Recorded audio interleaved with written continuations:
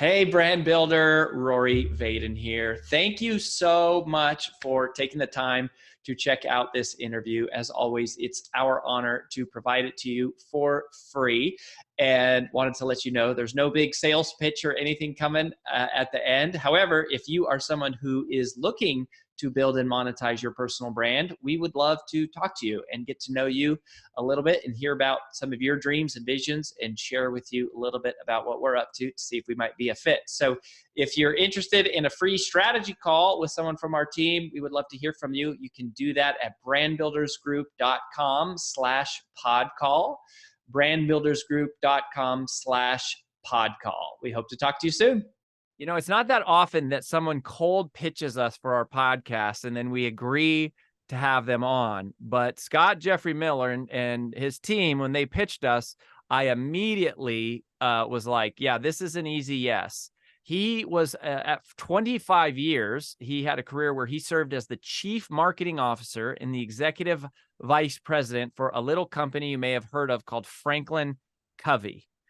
He even still to this day is the senior advisor on thought leadership, where he leads their strategy and development and the publication of their, the firm's best-selling books. He hosts their podcast, which is one of the biggest podcasts in the world on leadership. He personally has written 7 books. He's a Wall Street Journal best-selling author himself. He's got a new book coming out from HarperCollins called The Ultimate Mentoring Guide. And he also runs an agency, a speaking, literary, and talent agency called Gray+Miller. So I recognized all of his friends, all the work he's done, and blown away by who this man knows, how successful he's been, what he's been a part of. And so anyways, I was like, yes, I want to talk to Scott Jeffrey Miller. And here he is, Scott Jeffrey Miller. Rory, thank you for the spotlight. Thank you for the platform. Looking forward to coming over and swimming in that pool behind you someday, but let's get it on. Yeah, man. So I know you've got lots of books, and you've got this new one coming out, The Ultimate Mentoring Guide. Maybe we could talk a little about that. What I would love to hear is love to get the name right, Rory. It's The Ultimate Guide to Great Mentorship. You keep condensing it. Thank you. Well, this is what I got from your team, buddy. So we might want to. Oh, they're going to be in trouble. We might want to double check. They need some mentoring. I'm reading it. Well, and here's what I would love. In all seriousness, I would love to almost treat this as if I were a mentor of yours, because at Brand Builders Group, my wife and I started a company that we grew to 8 figures, and then we sold it. And in that company, I was more kind of like the CEO, and she was more of the business-facing kind of person. In our new company, she is the CEO, and I'm more like the CMO. And I'm just totally fascinated and curious about what was Franklin Covey like 25 years ago when you started? What are all the things you did? How did you do that? I mean, obviously you have 7 Habits of Highly Effective People, sells, 20 plus million copies or however many it is. Like 50. Is it 50 million now? 55 million. Yeah. Keep going. I mean, what's another 20 million? Yeah. I mean, so like, I would love to just hear the story of how you got there, how you found them, what you guys did, how it happened, what you learned. And then, as a young CMO or an up and coming CMO myself in this space, like what should I do? What do I need to know? We're not that much younger than me. I mean, come on, let's go. Now, wait, are you mentoring me or am I mentoring you? You're mentoring me. I'm mentoring you. Okay, well, I'm 41. Don't flaunt your good luck. I don't know how old you are. You look very young, but you say 25 years. I'm 43. 43. Okay, great. Yeah. So you're mentoring me. Yeah. You're my senior. I'm actually 55, but let's answer your question. Okay. There it is. Let's see. Born and raised in Central Florida, Orlando, worked for the Walt Disney Company for 4 years until they invited me to leave, which is kind of how it goes there. So where does a single Catholic boy from Orlando move in 1996? Well, of course, to Provo, Utah, where all the Catholics were. I'm kidding, of course. There wasn't a single Catholic in Utah 29 years ago, but Dr. Covey and his team recruited me out to Utah, and I started selling their leadership solutions to K-12 schools, universities. I then did a stint in the UK, leading their UK operation for a couple of years, came back, ran their higher ed division, moved to Chicago for 6 years, ran their largest domestic leadership business out of Chicago, about a 17-state region.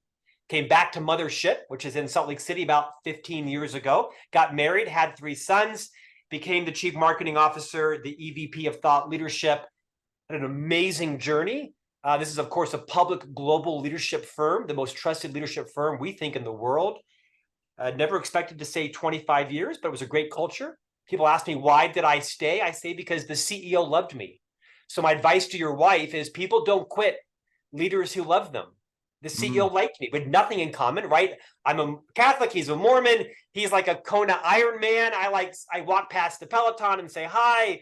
He's very reserved. I'm very impetuous. We're very different people, but he cared greatly about me and my success, and many times even protected me from myself. And I had a meteoric rise in the company, an amazing opportunity, met, remarkable people like Stephen Covey, who tutored me for a decade. I became very aware of the difference between being effective and being efficient. One is not better than the other, but they're very different. And we sometimes irresponsibly use them interchangeably, right? Having an efficient mindset is not the same as having an effective mindset. Under our team's leadership, we launched 10 New York Times Wall Street Journal bestsellers, which became the lifeblood of a company that really is at its heart a leadership development firm. Wow. Books represent about 5% of the company's revenue, if even that. And so books were the front of the spear, the tip of the spear, if you will. And so learned a lot, got humbled a few hundred times along the way, and had an amazing journey, retired from the firm 3 years ago. I think the thing that I'm most proud of is I'm still married to my wife after 14 years, and the chairman of the board and the CEO still speak to me and hire me, and I'm still in good standing, not as an employee. And I'm very proud of my association. Yeah, that's really cool. About that, you retired and you're still there. So you mentioned the revenue, okay? Because and Franklin Covey is a publicly traded company. So yeah. Were you were there when it was a privately held company? I was. When did that happen, and what was that like, going from we are a small private company to now we are an actual publicly traded company? Because there's one of the things that we talk about. Like we have a course called 8-Figure Entrepreneur. That's one of the sections of curriculum that we have. And we talk about how almost no personal brands get to 8 figures. Like very rarely they get to 7 figures, multi 7 figures. We call it the swamp between 1 and 3 million. They get stuck. Very few get to, $10 million or 8 figures. But then what you're talking about with Franklin Covey is way past that. You're in like Dave Ramsey land, and like only a few companies that have ever gotten into the 9-figure territory. So like, how and why did you guys get there? Like, how did you pull that off? Sure. It's a little bit complicated, 300+ million worldwide global company based here in Salt Lake City. I think I'm going to answer your question 2 ways. One is, I think one of the reasons why these personality, guru, namesake companies don't scale is they become too contingent on the person. Mm-hmm. They become too guru focused. And you see them implode all the time, right? Atkins and others like that go bankrupt within 90 days of the guru founder passing away or having some issue.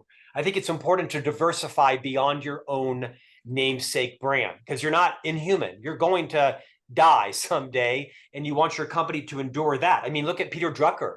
I mean, no one under 30 knows who Peter Drucker even is anymore, sadly. Yeah. I worry about my friend Jim Collins, right? A good friend of mine. And I don't think Jim has made, in my opinion, all the right decisions on how to make sure his brand endures beyond his passing, like Stephen Covey did. So that idea of diversifying beyond you being the core brand, I think, is important. To answer your bigger question, ours happened a little bit differently. So Covey Leadership Center was a private boutique leadership firm owned by Stephen Covey and 7 investors. The Franklin Quest Company, 30 miles north in Salt Lake City, was the planner company, right? A much larger public company founded by Hiram Smith, but a public firm traded on the New York Stock Exchange. They had a merger known as an acquisition. And so the public company Franklin Quest acquired the Covey Leadership Center and came to market as the Franklin Covey Company 25 years ago. Mm-hmm. The big difference, of course, was the obsessive quarterly focus, right? With revenue goals and cost of goods and margin and EBITDA. So for 6 years, we were consumed with EBITDA. I think I was responsible for 100 quarters, quarter after quarter. You're only as good as your EBITDA was this last quarter. That's probably the biggest difference. The biggest challenge was, as a private company, you could focus on top line growth and be a little less worried about EBITDA. And as a public company, it was an all-consuming passion because we had a fiduciary responsibility to not just individual investors, but to institutional investors that have put their retirement funds and their cash into our company. So we took it extremely seriously. And the stock at its low was, I think, under $1. We were threatened with delisting. And I think a few months ago, it hit 54. And so it's been an amazing journey to be part of that wealth creation for millions of people, not to mention the hundreds of millions of people that access our content in their organizations. Yeah, that's amazing. So it really happened then through the acquisition. So this company that did planners saw the value of what Dr. Covey and the team was teaching, and then they basically acquired the IP and incorporated it into their planners. And that's a great story if that were what happened. I think what really happened is you had kind of two arch rivals in the marketplace, right? The Franklin Quest company was the world dominator in thought leadership around productivity and planning tools, selling hundreds of millions of dollars of paper planners each year. They had hundreds of retail stores around the nation, but they didn't have the organizational wide impact around leadership development and strategy execution. Franklin, or the Covey Leadership Center, also had a paper planner, had a few dozen retail stores, but that market was going to go away. The companies knew the future of productivity was not in a paper planner. We knew this. We're often mocked about that. But I mean, we actually became the largest retailer of Palm Pilots in the world as we migrated from paper planning to digital planning, although now paper planning is back with a resurgence. I don't know anybody who doesn't use a paper planner tool, but it was the Covey Leadership Center that kind of came out on top because Dr. Covey's brand was still peaking, and his book, The 7 Habits, continues to sell, 1 million copies a year, which is unheard of for a book published 29 plus 30 years ago, right? Almost 40 years ago, actually. Yeah, that's amazing. So back in the days of Covey Leadership Center, like you said today, I guess you said 5% of revenue is books, and I guess probably 2%. I mean, books is about maybe $3 to $4 million a year of a $300 million company. It's very small. Okay, is that what it was? So were you there when it was Covey Leadership Center? You were there. You were there before. Yeah. So I was there always. What was the business model back then prior to the acquisition? It was still similar. I mean, the books were always meant to be marketing tools, not overtly, right? I mean, you and I share some passions and some business competencies. I'm asked daily how to get a best-selling book, and I say, write a great book. That's how you get a best-selling book, is write a solid book. You can market your way onto best-selling lists, but if you want to have a great business, write a great book, because nothing will get you business like word of mouth followership on a great book. So the book was always a small portion of revenue. The Covey Leadership Center was a leadership development company, right, where we certified tens of thousands of professionals in our content to teach it back in their organization. We had 100+ consultants flying around the world, dropping down into Chick-fil-A and Home Depot and Exxon and Disney, training leaders in the 80s, 90s, and 2000s. That still is the case. It is now a SaaS company. It's primarily a technology company with world-class IP that you access digitally, but also live in person. Books were always the tip of the spear marketing strategy. And they also drove Dr. Covey to, at the time, the highest paid leadership consultant in the world at probably $150 a day. Well, wait, say that last part about the daily rate you're talking about. Dr. Covey was earning $150,000 a day after his book became this, seminal leadership book, The 7 Habits of Highly Effective People. So the book definitely drove his personal income, right, which was speaking, but it was mainly a marketing tool for organizations. Because what happened, Rory, is, every year 5 million people read the 7 Habits of Highly Effective People, and 1 million of them were leaders in organizations. And they said, oh my gosh, this book was personally transformative. I need my 30 team members to learn these principles. They would call us and spend $25,000 hiring someone from our company to come in for 3 days and train their staff. Or we had to train the trainer model. So we had at any given time, 8 or 10,000 employees of other companies that were certified in our train the trainer model. And that's where the margin was. The margin wasn't in flying a consultant around the nation. The margin was, certifying 20 people at Toyota or 200 people to train our content and go train 30,000 people in the content where the margin on the workbook was 90%, right? That's where the margin, that's where half of the margin of the company was, and half of the revenue and probably 80% of the margin was in the train the trainer model. And that's because it was in the kits, because you were shipping kit. You're That's basically at that point just shipping kits all over the world. You're taking orders all day long from 8,000 certified facilitators who don't work for your company. They're just your brand ambassador. They work for all these major Fortune 5,000 companies, and they're in human resources, and they're training their people to be effective. And they're training as many classes as possible so that they can create density in the organization to have a highly effective culture. So for us, it was a genius model where we're selling world-class intellectual property in the form of a participant kit, digital or print. Now it's mainly digital. Then it was exclusively print. And now we're growing across the world with 60 offices licensing people to represent us. And now you've got content translated into 25 languages. So when Exxon comes and they want to have a true cultural transformation and train 80,000 employees across 40 countries, we can do it. Mm-hmm. Yeah, that's wild. And do you think, was it really the success of the book that cascaded down and created the opportunity for everything else? Or was it really like the success of speaking? Or was it more the other way where it was like, no, we had a bunch of salespeople that were selling these train the trainers, and because we had so many of them, all those people started buying the book? And it like, or is it, can you look back and say, what was sort of the keystone that made it all start to fall into place? It was actually exactly what you just described. First, it was the book. It was hundreds of thousands of people a month buying this book. And in it was a little paper card you could rip out and fill out and mail back to the company. I want more information. I'm interested in attending a public program at a local hotel for my own personal development. I'm interested in becoming a certified facilitator. I'm interested in a keynote. I'm interested in bringing in a consultant.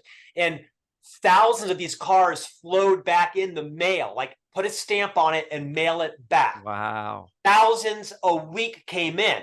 Wow. And then you had Dr. Covey out speaking to every association, every board of directors, every conference out 3 and 4 times a day, ginning up, thousands and thousands of leads, and the phones were ringing off the hook like they used to do. So then you had to onboard salespeople to take all these thousands of inbound phone calls. There was no email. It was the phone and the mail. And you called people back and said, Rory, we got your inquiry card. Are you still interested? And we were just booking, thousands of engagements every month, not to mention hundreds of open enrollment public programs. So Dr. Covey couldn't deliver all these. So you had to scale. Before you know it, you had 2 Coveys and then 8 Coveys and then 10 Coveys and then 150 Coveys, meaning certified consultants that worked for our company that were out training our content. And then it just kept growing and growing and growing. And then we, obviously built a massive marketing machine. And it really was based on the foundation of several books. It was the 7 Habits of Highly Effective People. And then his son, Sean Covey, wrote the book, The 7 Habits of Highly Effective Teens. This book has sold 10 million copies. And now Franklin Covey, teens, like teenagers? Teenagers. It's the most successful youth leadership book in history. Franklin Covey now has a $50 million education division where they just simply sell leadership training to K-12 schools to train students and faculty and staff. $50 million in the K-12 business. And then his oldest son, Stephen M.R. Covey, wrote a book called The Speed of Trust that sold 3 million copies. That then became a huge trust offering, how to become a high trust leader. Then they wrote books on execution and sales, and every one became a Wall Street Journal bestseller because we made it happen ethically by having, just having tenacious work ethic and writing great books. By the way, these books took like 5 and 6 years to write. These books that did really well, they didn't write these books in 9 months like I do with my books, right? My books sell, 6, 8, 10,000 copies a year. Theirs sell 300,000 copies because they take, a decade sometimes to write these books. Mm-hmm. And how big was the company when you were there? Like when you started? Well, it was private, so I don't know their revenue. It was private. We probably had, 40 salespeople. Now they have 250. And so I'm going to guess it was probably 50 million or 30 million. I don't know. I was 25 years old and it was 30 years ago and it was a private company. So it wasn't disclosed or discussed. Uh-huh. But they had like, maybe like 100 employees or somewhere like 50 and 100 employees, something like now that. There's probably about 1,200 around the world. And not to mention, literally hundreds of thousands of ambassadors, because what happens is when Rory leaves Exxon and goes to Disney, he brings the content with him. And then when he goes to, Twitter or X, he takes it there too. They could use the content, by the way. But it's what Dr. Covey did was he very quickly checked his ego. And one of his best talents was he was a very humble man. He did not need to be the star of the company. He did not need to be on stage. And he realized if the mission was to impact billions of people, that in order to scale, he had to deputize people in his place. Same character, same competence, and sometimes better competence. I don't think Dr. Covey was a great presenter. I think he was a great teacher. But I mean, there's 100 people that deliver the content better than Dr. Covey ever did, in my opinion. That has nothing to do with whether he wasn't a person of enormous influence and character. He was. But he realized, if I'm going to change the world, and I'm going to grow this company into a juggernaut, I got to step out of the way. I got to recruit talent. He was a college professor. He didn't know how to run a company. He did. And he did it beautifully in the beginning. But what I think he did best was he stepped out of the way and hired operators and marketers and people who understood process. And then he was the intellectual property genius, creating new content and connecting with audiences, and then stepped out of the way to scale it with great salespeople and great delivery consultants, presenters, keynote speakers. Mm-hmm. So when you think back over like in the marketing role, CMO, right? That's a pretty big shift from 50 million to 300 million. That's a lot of distance that you guys have covered. When you look at like some of the big marketing initiatives that have, made that effort, I mean, you talked about the pull-out mailer card. Yes. Were there any other like really pivotal moments that you think back on? One in particular. And it's kind of a mantra at Franklin Covey, where I no longer work or am an officer, but consult externally on a variety of things for the board and the chairman and the CEO, and host 2 podcasts for them. The mantra is, nothing sells Franklin Covey like a Franklin Covey experience. If you take Rory and you certify him as a bona fide Franklin Covey consultant, and you put Rory in, a Westin hotel room in Miami, and you get 70 chief learning officers, chief human resource officers, vice president of talent development in the room for 3 hours with Rory, pro bono, right? Serve them a chicken lunch, no charge, get them in the room. Don't try to sell anything to them. Just teach them the principles of engagement, building a culture, how to be highly effective, how to build a high trust culture where millennials come and stay. 8 of them will walk away and buy from you. 24, 22 won't, but 8 will. And replicate that model. Get people to taste and feel the experience. It might be reading a book. It might be listening to an audio tape. It might be going to a 3-day public program at a Marriott with 40 people you don't know. It might be a marketing breakfast or a lunch. It might be a full day program where you invite, CFOs to come and teach CFOs how to build an interpersonal culture where people choose to build their whole career under you. You're going to land 10 of them. And that's what we did better than anybody in the world. There were years we were holding, 600 and 700 marketing events, spending 30 and 40, well, maybe not that much, but probably $20 million a year, putting tens of thousands of prospective decision makers in an experience free of charge and then having a very calibrated follow-up sales process, how to land them as clients. That's a model that grew this company to a juggernaut. Wow. And you were saying that those events might have like 30 people in them and Typically. something like that. They were Typically, right, small. It's typically. not like you're packing out arenas. You're just No, going. although we would have events that had 200, but the magic model, honest to God, the magic model was, and this isn't sales secret to Franklin Covey, but the magic model was curating the list very carefully, calling, inviting people to a non-sales event, underwriting it, right? We're not charging you for it. We're going to serve you lunch. You're going to be with your peers. There'll be no sales pitch. We're just going to teach you X, Y, or Z. And, you invite, 200 and 100 say yes, and then you vet them out, and then 70 promise they're going to come and 45 show up. So you set the room for 52. And then you give them just a quality experience where they can talk and they share and you share principles of effectiveness that they desperately need in their company. They desperately need people that have great skill sets around technical capabilities and hard skills, but most of them lack the soft skills, now known as power skills. And you teach these power skills of interpersonal effectiveness, and we know to the precise algorithm who's going to buy, how long it will take, and how much they will spend. And you get this formula, you tweak it, you massage it. What you do not do is you don't shortcut it.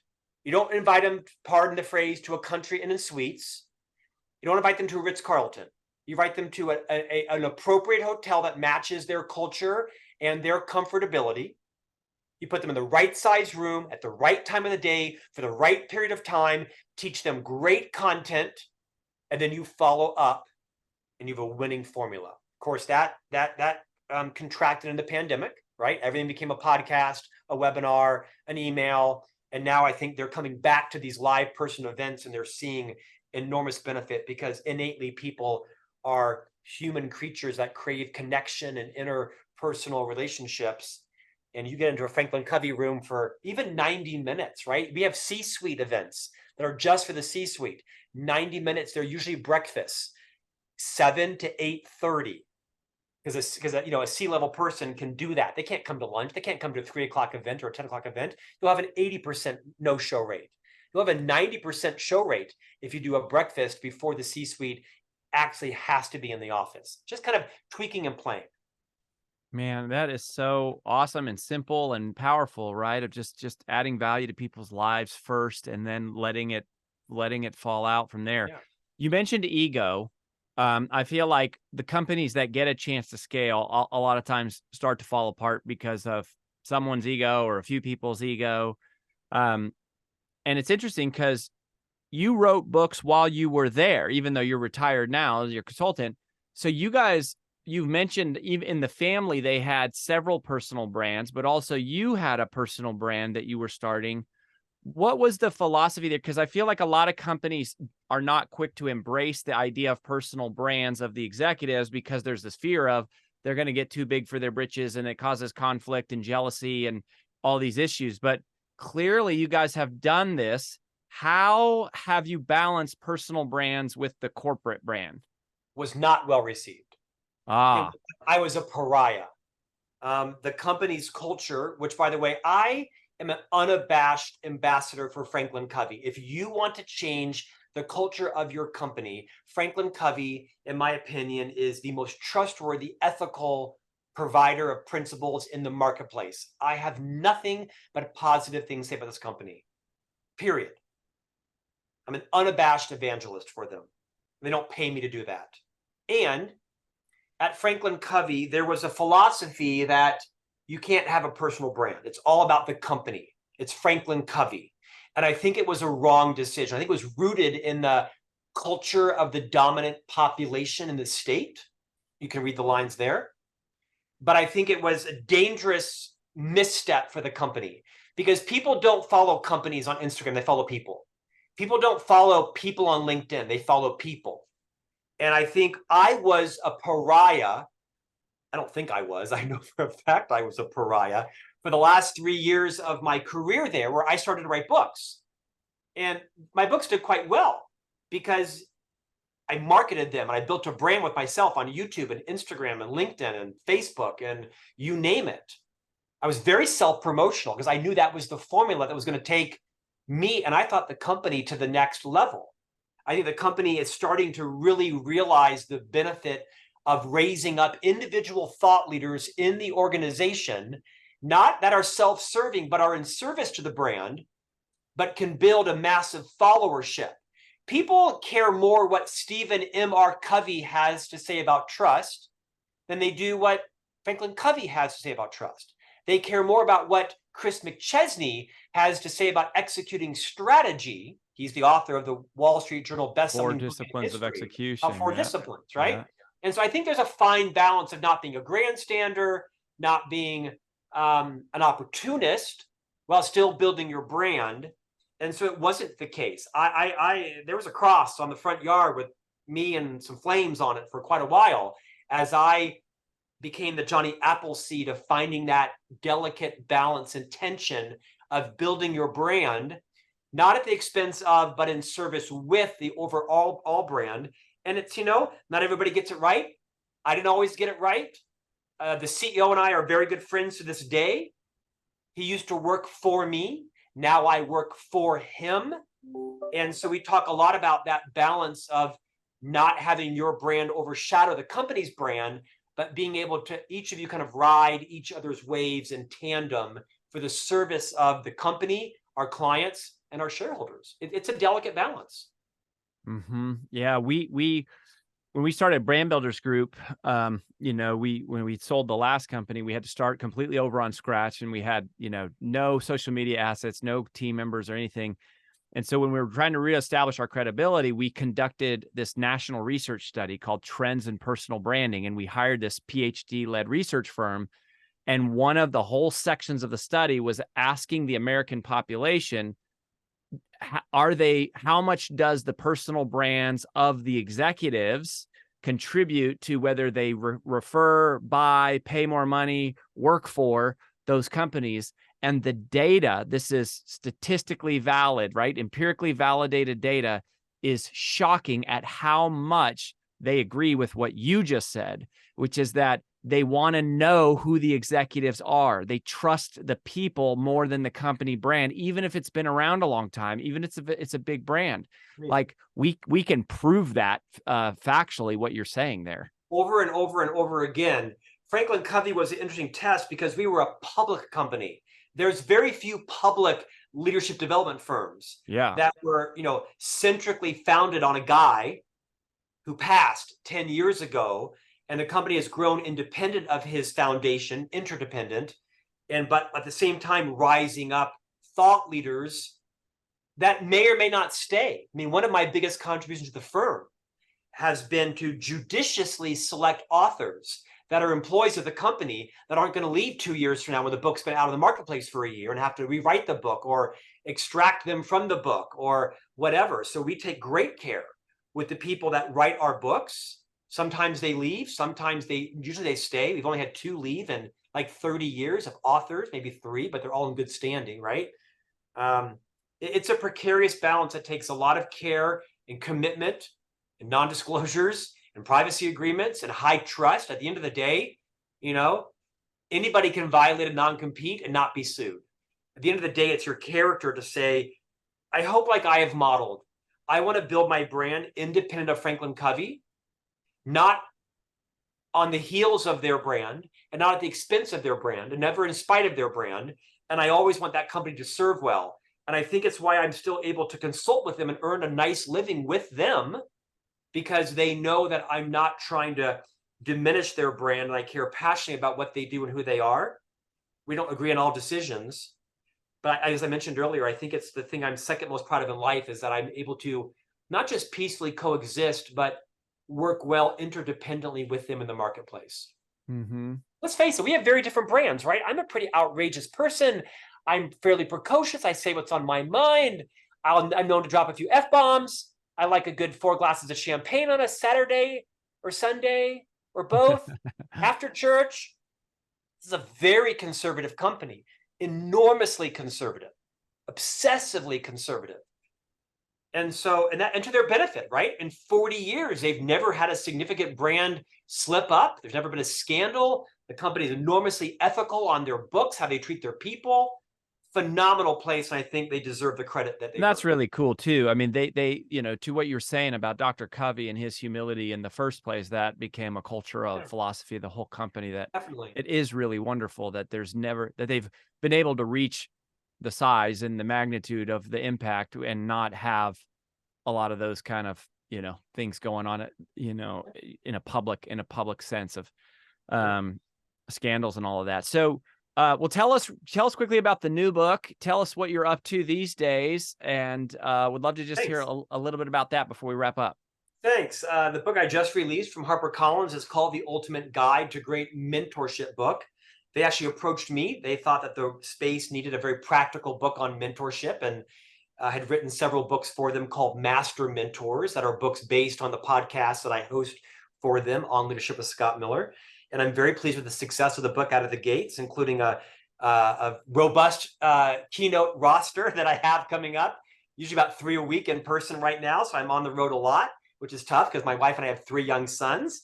I have a new book behind me in yellow coming out in February called Career on Course from Baker up in Michigan. It's 10 strategies to take your career from accidental to intentional.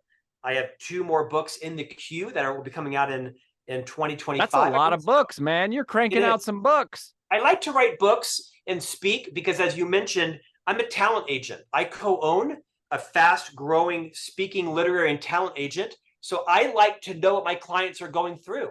I like to know how to make a bestseller, how to build a brand, how to build a website, how to build your social media, how to build a speaking career, how to productize and monetize your intellectual property in a book into courses and certifications. No one's making money on books but Donald Miller. He's making some money. Amy Porterfield's making some money. They sell a lot of books. What's that? If you sell enough books, right? Sell enough books, but yeah. The book business is really about influencing people and being able to monetize it in ways through speaking and courses and things like that. And I like to write books so that I am relevant to the clients I represent. Yeah. Where do you want people to go if they want to connect and learn more about you, Scott? Champagne region of France. We can link up and hook up down there in southern France. No, you can visit scottjeffreymiller.com. I like a good glass of champagne, bro. You can visit greatmentorship.com. Love to have you follow me on any social platform. To my wife's horror, I'm on them all multiple times a day. Yeah. Well, if there's somebody listening right now who has a vision to scale, their personal brand into a real business, and they're thinking to themselves, not only is this a book, but it's a movement and a mission and a company, and it's something that one day maybe could become something that would really outlast me and provide job opportunities and equity for shareholders. What piece of encouragement or advice would you just kind of give that person who has that grand of a dream, but who's starting really small? There's no shortcuts. There's no such thing as overnight success. There is overnight fame, and it's usually ill-gotten and fleeting. But you look at the consistency behind people like Seth Godin, Dan Pink, Liz Wiseman, Susan Cain, Kim Scott, Rachel Hollis, Lewis Howes, Donald Miller, Amy Porterfield, on and on. These people were not overnight sensations. I met Amy Porterfield 4 years ago. We were both speaking at Rachel Hollis and Dave Hollis's Thrive business event in Charleston. I didn't even know who Amy Porterfield was. She obviously was a big name in the entrepreneurship email world, but I didn't even know who she was. Look at her today. Amy Porterfield owns America. It's like amazing. This did not happen overnight. Look at Donald Miller's influence, right? It's just Rachel Hollis, a good friend of mine. I think it took her 6 books. She wrote 6 books until her book was finally in a bookstore and became a bestseller. You never heard of Rachel Hollis's first 6 books? You got to build your brand consistently, carefully, find who your niche audience is. I think Seth Godin is a genius. I'm honored to be friends with him and have him endorse my books. He talks about this idea of the smallest viable market. I think most of us that have been to business school, we think about the total addressable market or the largest market. No. What is your smallest viable market? How few people can you build your business around? What are their names? One of the things I liked most about Rachel at her peak, and I still like Rachel, had a rough couple of years. I see her back on the rise. I'm a big Rachel Hollis fan, is she knew exactly who her customer was. She knew what her name was, her age, her fears, her passions, her talents, her weaknesses, her traumas, her dramas. She knew exactly who her customer was. Like no one I'd ever met in my life. Focus on your smallest viable market and take your time.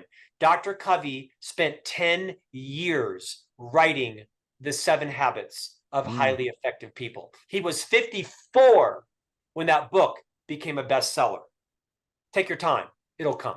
I love that. What a word. What a word. Well, Scott Jeffrey Miller, it's great to meet you. I'm so glad your team cold pitched me.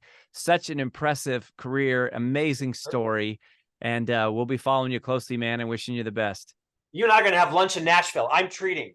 Sounds good. I'm in for it. I'll see you then. Thanks for the platform, Rory. Nice meeting you.